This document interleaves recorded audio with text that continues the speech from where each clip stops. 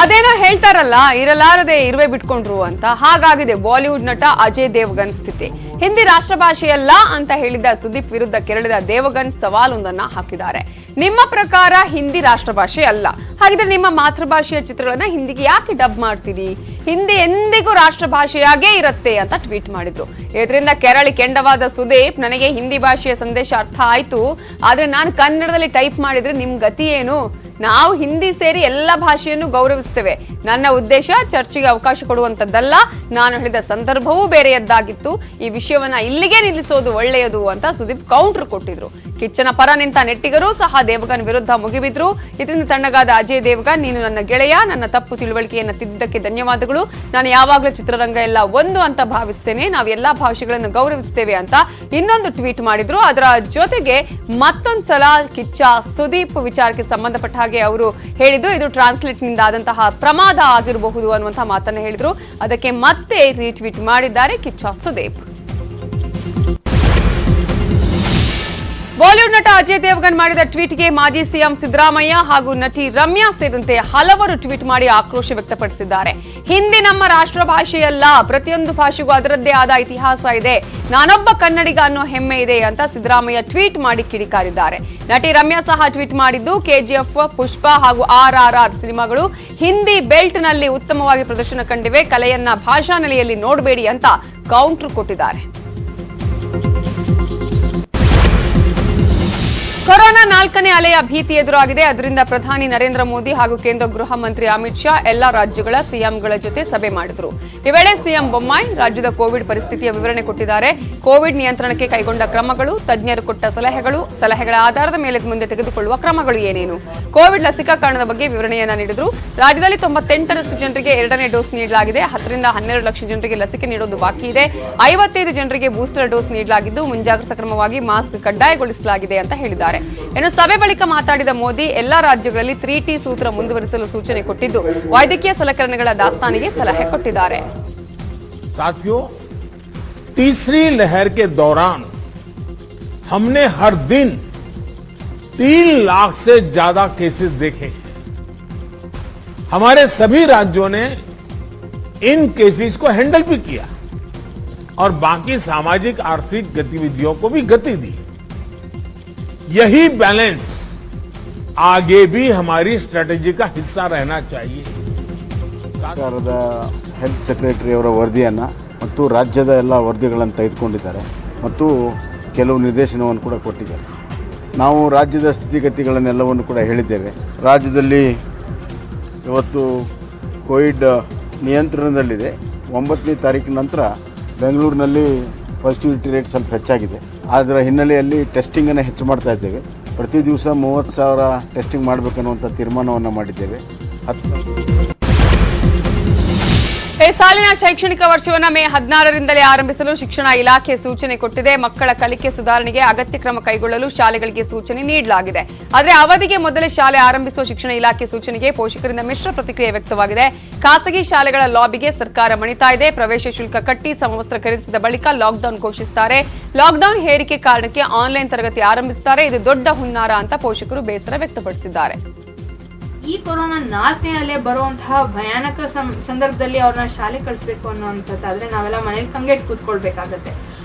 ಒಂದು 15 ದಿನದಿಂದ 1 ತಿಂಗಳ ಕಾಲ ಅದು ಹೇಗೆ ನಡೆಯುತ್ತೆ, ಲಾಕ್ಡೌನ್ ಆಗತ್ತಾ ಆಗಲ್ವಾ, ತೀವ್ರವಾಗಿದೆಯಾ ಅನ್ನೋ ಒಂದು ಅಂದಾಜು ನಮಗೆ ಬಂದ ಮೇಲೆ ಮಕ್ಕಳನ್ನ ಆರಾಮಾಗಿ ನಿಶ್ಚಿಂತೆಯಾಗಿ ಶಾಲೆಗೆ ಕಳಿಸ್ಬಹುದು.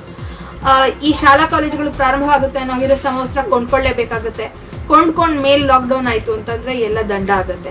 ಅದರ ಬದಲಾಗಿ ನೋಡ್ಕೊಂಡು ಒಂದೇ ಸತಿಗೆ ಶಾಲೆ ಪ್ರಾರಂಭ ಮಾಡೋದ್ರಿಂದ ಈ ಎಲ್ಲ ಸಮಸ್ಯೆಯಿಂದ ಪರಿಹಾರ ಸಿಗತ್ತೆ ಅಷ್ಟೇ. ದೇಶದ ಹಲವು ಕಡೆ ಕೋವಿಡ್ ಪ್ರಕರಣಗಳು ಹೆಚ್ಚಾಗ್ತಾ ಇರುವ ಹಿನ್ನೆಲೆಯಲ್ಲಿ ಕೇರಳ ಸರ್ಕಾರ ಮಾಸ್ಕ್ ಕಡ್ಡಾಯ ನಿಯಮವನ್ನು ಮತ್ತೆ ಜಾರಿಗೊಳಿಸಿದೆ. ಈ ನಿಯಮವನ್ನು ಉಲ್ಲಂಘಿಸಿದವರಿಗೆ ವಿಪತ್ತು ನಿರ್ವಹಣೆ ಕಾಯ್ದೆಯಡಿ ಶಿಕ್ಷೆ ವಿಧಿಸಲಾಗುವುದು ಅಂತ ಪ್ರಕಟಿಸಿದೆ. ಇತ್ತೀಚೆಗಷ್ಟೇ ಕೇರಳ ಕೋವಿಡ್ ನಿರ್ಬಂಧಗಳನ್ನು ತೆರವುಗೊಳಿಸಿತ್ತು. ದೇಶದಲ್ಲಿ ಸದ್ಯದ ಕೋವಿಡ್ ಪರಿಸ್ಥಿತಿ ಅವಲೋಕಿಸಿ ಎಲ್ಲಾ ಸಾರ್ವಜನಿಕ ಸ್ಥಳಗಳಲ್ಲಿ ಮತ್ತು ಕೆಲಸ ನಿರ್ವಹಿಸುವ ಸ್ಥಳಗಳಲ್ಲಿ ಮಾಸ್ಕ್ ಧರಿಸುವುದನ್ನು ಕಡ್ಡಾಯಗೊಳಿಸಿದೆ.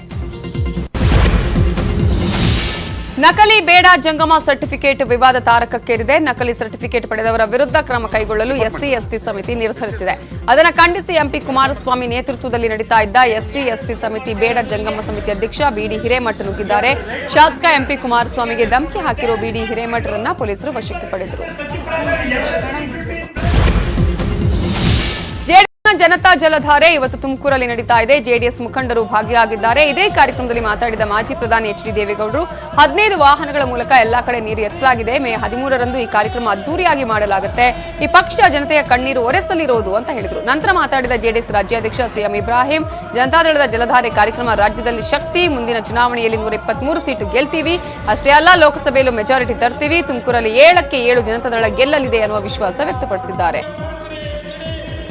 ಕರ್ನಾಟಕ ರಾಜ್ಯದಲ್ಲಿ 123 ಸೀಟ್ ತಗೊಂಡು ಇಲ್ಲಿ ಅಧಿಕಾರಕ್ಕೆ ಬರೋದಲ್ಲದೆ ಮುಂದಿನ ಲೋಕಸಭಾ ಚುನಾವಣೆಯಲ್ಲಿ ಮೆಜಾರಿಟಿ ಸೀಟ್ಗಳನ್ನು ಗೆದ್ದು ಮತ್ತೆ ಪುನಃ ಡೆಲ್ಲಿಯಲ್ಲಿ ನಾವು ಮಾಡ್ತೇವೆ. 7ನೇ ತಾರೀಕು ಆದ್ಮೇಲೆ ಯಾರ್ಯಾರು ಪಾರ್ಟಿಗೆ ಸೇರ್ತಾರೆ ಬಗ್ಗೆ ಒಂದೊಂದೇ. ವಿಪಕ್ಷ ನಾಯಕ ಸಿದ್ದರಾಮಯ್ಯ ಅವರಿಗೆ ಮಾಜಿ ಸಿಎಂ ಎಚ್ ಡಿ ಕುಮಾರಸ್ವಾಮಿ ತುಮಕೂರಲ್ಲಿ ಟಾಂಗ್ ಕೊಟ್ಟಿದ್ದಾರೆ. ಮೈಸೂರು ಭಾಗದಲ್ಲಿ ಜೆಡಿಎಸ್ ಒಂದೂ ಸ್ಥಾನ ಗೆಲ್ಲಲ್ಲ ಅಂತ ಹೇಳಿದ ಸಿದ್ದರಾಮಯ್ಯ ತಾನು ಮೊದಲು ಗೆಲ್ತಾರ ಅನ್ನೋದನ್ನ ನೋಡ್ಕೊಳ್ಳಿ. ಮೈಸೂರು ಭಾಗದಲ್ಲಿ ಕಳೆದ ಬಾರಿ ಏನಾಗಿದೆ ಅನ್ನೋದು ಅವರಿಗೆ ಗೊತ್ತಲ್ವಾ. ಅವರು ಇನ್ನೂ ಕ್ಷೇತ್ರದ ಹುಡುಕಾಟದಲ್ಲಿ ಇದ್ದಾರೆ. 5 ವರ್ಷ ಮುಖ್ಯಮಂತ್ರಿಯಾಗಿ ಯಾವ ಕ್ಷೇತ್ರದಲ್ಲಿ ನಿಲ್ಲಬೇಕು ಅನ್ನೋದು ತೀರ್ಮಾನ ಮಾಡಿಕೊಂಡಿಲ್ಲ. ನಮ್ಮ ಪಕ್ಷದ ಬಗ್ಗೆ 1 ಸೀಟು ಗೆಲ್ಲಲ್ಲ ಅನ್ನೋದು ರಾಜಕೀಯವಾಗಿ ಏನೇನು ತಿಳುವಳಿಕೆ ಇಲ್ಲದ ವ್ಯಕ್ತಿ ಹೇಳುವ ಮಾತು. ಅವರು ಕೊನೆಯವರೆಗೂ ಕ್ಷೇತ್ರವನ್ನ ಸೀಕ್ರೆಟ್ ಆಗಿ ಇಟ್ಕೊಂಡು ಚುನಾವಣೆ ಮಾಡ್ಲಿ ಅಂತ ವಾಗ್ದಾಳಿ ನಡೆಸಿದ್ದಾರೆ. ಅವರು ಗೆಲ್ತಾರ ನೋಡ್ಕೊಳ್ಳೋಕೆ ಕೇಳಿ. ಮೈಸೂರು ಭಾಗದಲ್ಲಿ ಕಳೆದ ಬಾರಿ ಏನಾಗಿದೆ, ಅವರಿಗೆ ಇನ್ನೂ ಸೀಟ್ ಹುಡ್ಕೊಂಡು ಕೂತಿದಾರಲ್ಲ. 5 ವರ್ಷ ಮುಖ್ಯಮಂತ್ರಿ ಆಗಿ ಯಾವ ಕ್ಷೇತ್ರದಲ್ಲಿ ನಿಲ್ಲಬೇಕು ಅನ್ನೋದೇ ಇನ್ನೂ ಅವ್ರು ತೀರ್ಮಾನ ಮಾಡ್ಕೊಂಡಿಲ್ಲ. ಎಲ್ಲ ಕಡೆ ನಡೆಸ್ತಾ ಇದ್ದಾರೆ. ಇಲ್ಲ, ನನ್ನ ಪಕ್ಷದ ಬಗ್ಗೆ 1 ಸೀಟು ಗೆಲ್ಲಲ್ಲ ಅನ್ನೋದೇನಿದೆ, ಅದು ರಾಜಕೀಯವಾಗಿ ಏನೇನೋ ತಿಳುವಳಿಕೆ ಇಲ್ಲದೆ ಇರ್ತಕ್ಕಂಥವನು ಆ ರೀತಿಯ ಪ್ರತಿಕ್ರಿಯೆ ಕೊಡೋದಿಲ್ಲ ನನ್ನ ಅಭಿಪ್ರಾಯದಲ್ಲಿ. ರೇವಣ್ಣ ಅವರಿಗೆ ಶಿಕ್ಷಣ ಅಂದ್ರೆ ಏನು ಅಂತ ಗೊತ್ತಿಲ್ಲ ಅಂತ ಅಶ್ವಥ್ ನಾರಾಯಣ ಹೇಳಿಕೆ ವಿಚಾರಕ್ಕೆ ಎಚ್ ಡಿ ರೇವಣ್ಣ ತಿರುಗೇಟು ಕೊಟ್ಟಿದ್ದಾರೆ. ಸಚಿವರ ಬಗ್ಗೆ ನಮಗೆ ಗೌರವವಿದೆ. ಅವರು ಬಂದ ಕೂಡಲೇ ಉನ್ನತ ಶಿಕ್ಷಣದಲ್ಲಿ ಕ್ರಾಂತಿ ಮಾಡ್ತಾರೆ ಅನ್ಕೊಂಡಿದ್ದೆ. ನಾವು ಯಾವುದೇ ಶಿಕ್ಷಣ ಸಂಸ್ಥೆ ನಡೆಸ್ತಿಲ್ಲ. ಬಿಜೆಪಿ 5 ವರ್ಷ ಅಧಿಕಾರದಲ್ಲಿತ್ತು. ಹಾಸನಕ್ಕೆ 1 ಲ್ಯಾಬ್ ಕೊಟ್ಟಿದ್ದಾರಾ?